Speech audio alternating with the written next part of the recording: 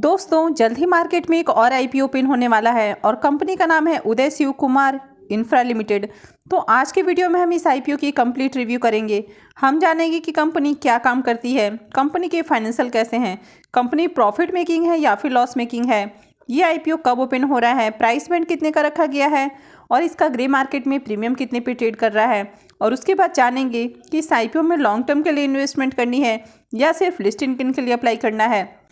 तो इससे पहले कि मैं वीडियो को शुरू करूं, अगर आप इस चैनल पे पहली बार विजिट कर रहे हैं या फिर आपने अब तक चैनल को सब्सक्राइब नहीं किया है तो प्लीज़ सबसे पहले चैनल को सब्सक्राइब कर लें और अगर आपको वीडियो अच्छी लगे तो वीडियो को भी ज़रूर लाइक करें। तो चलिए वीडियो को शुरू करते हैं।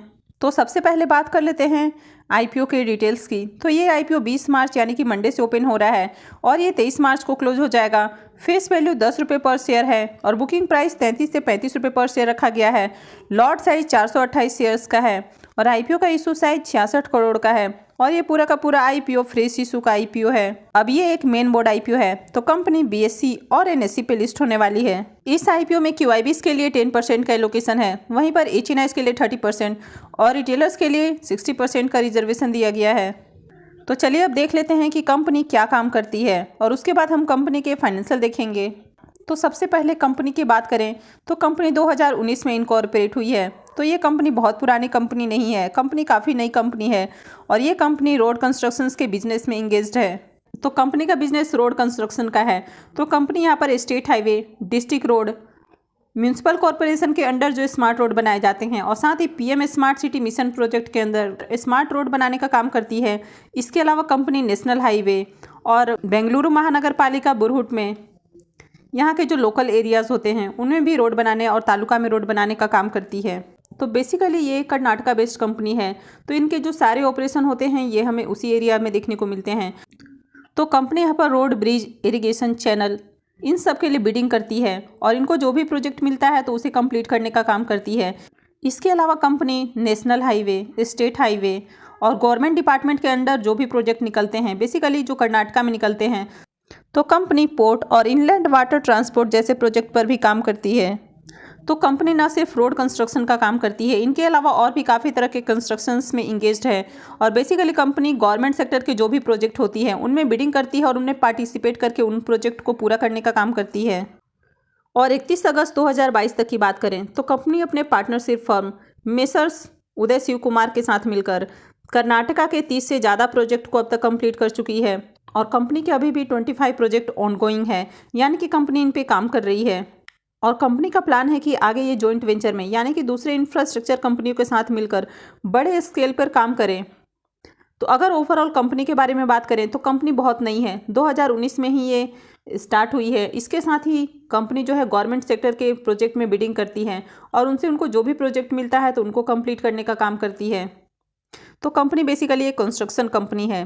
तो चलिए अब हम कंपनी के फाइनेंशियल देख लेते हैं। अब कंपनी के फाइनेंशियल की बात करें तो सबसे पहले अगर हम इसके टोटल एसेट को देखें तो कंपनी के टोटल एसेट हमें ठीक ठाक देखने को मिल रहे हैं। वहीं अगर कंपनी के रेवेन्यू की बात करें तो कंपनी के रेवेन्यू भी हमें ठीक देखने को मिल रहे हैं। अब कंपनी के प्रॉफिट की बात करें तो फाइनेंशियल 20 में कंपनी का प्रॉफिट 10.49 करोड़ का है, फाइनेंशियल 21 में 9.32 करोड़ और फाइनेंशियल 22 में 12.15 करोड़ का है और फाइनेंशियल 23 के 2 क्वार्टर की बात करें तो इसका प्रॉफिट 10 करोड़ का देखने को मिल रहा है। तो कंपनी के प्रॉफिट यहाँ पर हमें अच्छे देखने को मिल रहे हैं। अब कंपनी के नेटवर्थ की बात करें तो कंपनी का नेटवर्थ ईयर ऑन ईयर हमें अच्छा देखने को मिल रहा है।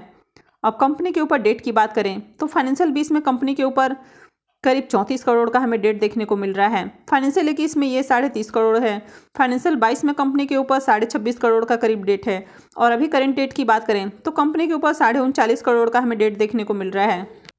तो अगर कंपनी के ओवरऑल फाइनेंशियल की बात करें तो कंपनी के फाइनेंशियल हमें ओके देखने को मिल रहे हैं। कंपनी के फाइनेंशियल बहुत ज़्यादा अट्रैक्टिव नहीं है। अब आईपीओ के ऑब्जेक्टिव की बात करें, पहला ऑब्जेक्टिव हो जाता है funding incremental working capital requirements, दूसरा है जनरल कॉर्पोरेट पर्पस। आईपीओ के टाइम टेबल को देखें तो आईपीओ 20 मार्च यानी कि मंडे से ओपन हो रहा है और ये 23 मार्च को क्लोज हो जाएगा। आईपीओ का अलॉटमेंट डेट 28 मार्च है, रिफंड डेट 29 मार्च, क्रेडिट डेट 31 मार्च है और आईपीओ की लिस्टिंग 3 अप्रैल को होने वाली है। अब आईपीओ में अप्लाई करने की बात करें तो अगर आप रिटेल पोर्शन से अप्लाई करते हैं तो आप मिनिमम 1 लॉट के लिए अप्लाई कर सकते हैं। यहाँ पर आपका इन्वेस्टमेंट अमाउंट 14,980 रुपये हो जाएगा और मैक्सिमम 13 लॉट के लिए अप्लाई किया जा सकता है और इन्वेस्टमेंट अमाउंट 1,94,740 रुपये हो जाएगा। वहीं पर अगर आप स्मॉल HNI पोर्शन से अप्लाई करते हैं तो आपको मिनिमम 14 लॉट्स के लिए अप्लाई करना होगा और आपका इन्वेस्टमेंट अमाउंट 2,09,720 रुपये हो जाएगा। वहीं पर अगर आप बिग HNI पोर्शन से अप्लाई करते हैं तो आपको मिनिमम 67 लॉट के लिए अप्लाई करना होगा और आपका इन्वेस्टमेंट अमाउंट 10,03,660 रुपये हो जाएगा। तो चलिए अब हम इसकी ग्रे मार्केट प्रीमियम देख लेते हैं और उसके बाद जानेंगे कि इस IPO में अप्लाई करना है या फिर इसको अवॉइड करना है। उदय शिव कुमार IPO की बात करें तो इसका अभी करेंट प्रीमियम 10 रुपये पे ट्रेड कर रहा है और IPO में लॉट साइज 428 शेयर्स का है। तो इसका मतलब है कि इस IPO से आपको 4,280 रुपये करीब एक लॉट के ऊपर लिस्टिंग गेन दिखने को मिल सकता है। तो इस IPO से आपको 28.5% करीब लिस्टिंग गेन मिल सकता है। अब बात करें कि इस IPO में अप्लाई करना है या फिर इसको अवॉइड करना है, तो अगर लॉन्ग टर्म इन्वेस्टमेंट की बात करें तो कंपनी काफ़ी नई है, साथ ही कंपनी बहुत ही छोटी कंपनी है और कंपनी के ऊपर करीब 39.5 करोड़ का डेट देखने को मिल रहा है। तो ऐसे में फिलहाल long term point of view से इन्वेस्टमेंट तो अवॉइड करना है। अगर लिस्टिंग गेन की बात करें तो IPO ओपन होने के बाद अगर 2 दिनों में इसमें अच्छे सब्सक्रिप्शन आते हैं और इसका प्रीमियम अच्छे प्राइस पर ट्रेड करता है या फिर इस प्राइस पर भी स्टेबल देखने को मिलता है तो फिर इसमें लिस्टिंग गेन के लिए अप्लाई किया जा सकता है। तो मैं आपको आगे भी अपडेट कर दूंगी कि आपको कब इस IPO में लिस्टिंग गेन के लिए अप्लाई करना है। तो इसके लिए आप चैनल से जुड़े रहिए और चैनल को सब्सक्राइब करके रखें। तो आई होप कि आपको वीडियो अच्छी लगी होगी। तो अगर आपने अब तक वीडियो को लाइक नहीं किया है तो प्लीज़ वीडियो को ज़रूर लाइक करें और वीडियो को अंत तक देखने के लिए आप सबका बहुत बहुत धन्यवाद।